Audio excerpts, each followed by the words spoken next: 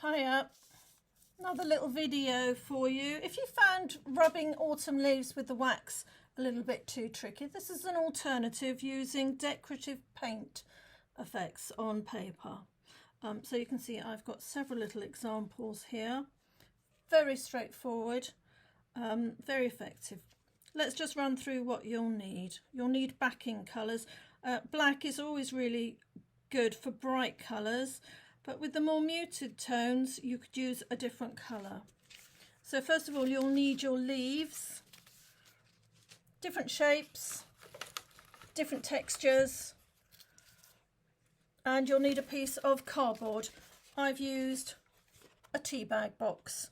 What you want to do is you want to make some templates that you can draw around. Your leaves are going to dry out quickly and you don't want to have to be going to pick them every time you want to do it. So grab your leaves and then you want to draw around them.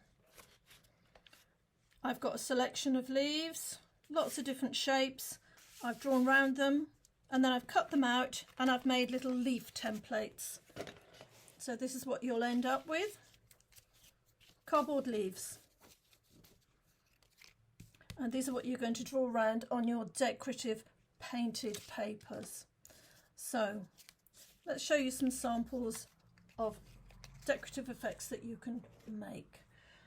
You want thicker paper. If you have thicker paper, maybe you've got a drawing pad or something, a thicker paper will work a little bit better. If you've only got copy paper, like print paper, don't worry, it won't matter.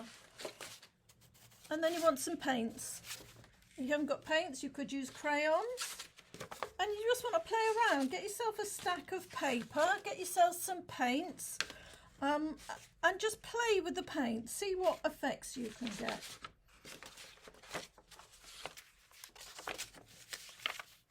You want to layer the colours.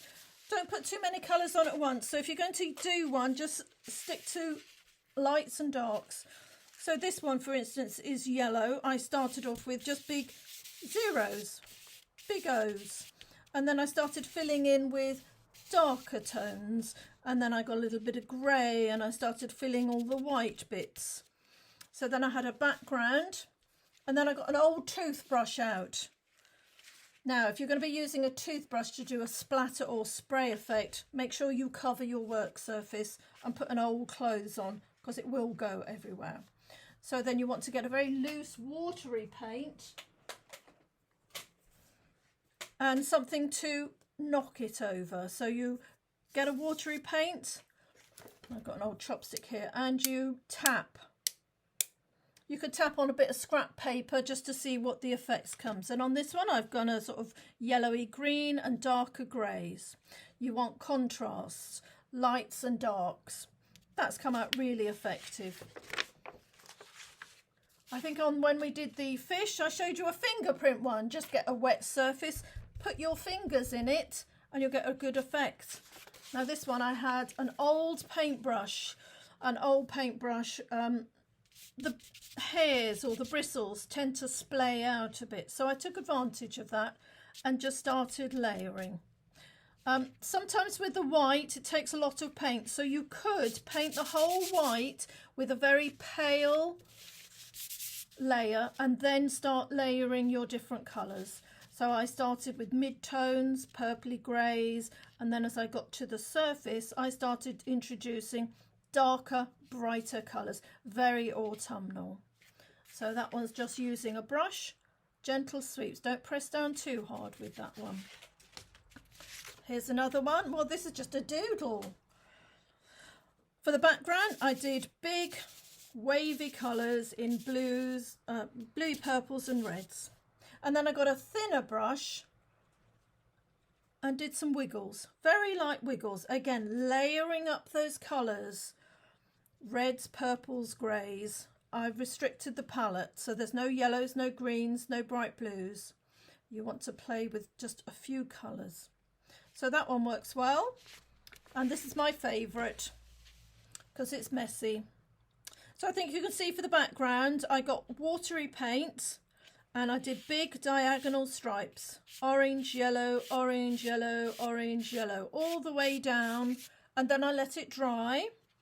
And then instead of knocking it, I actually got my finger and sprayed it. So you want to spray it. Again, get a bit of scrap paper and just practice.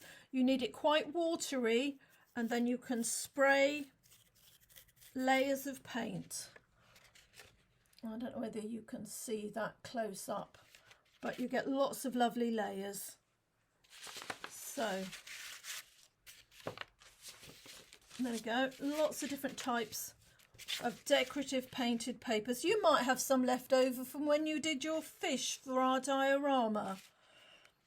So make yourself a little stack, and then you've got your cut out leaves.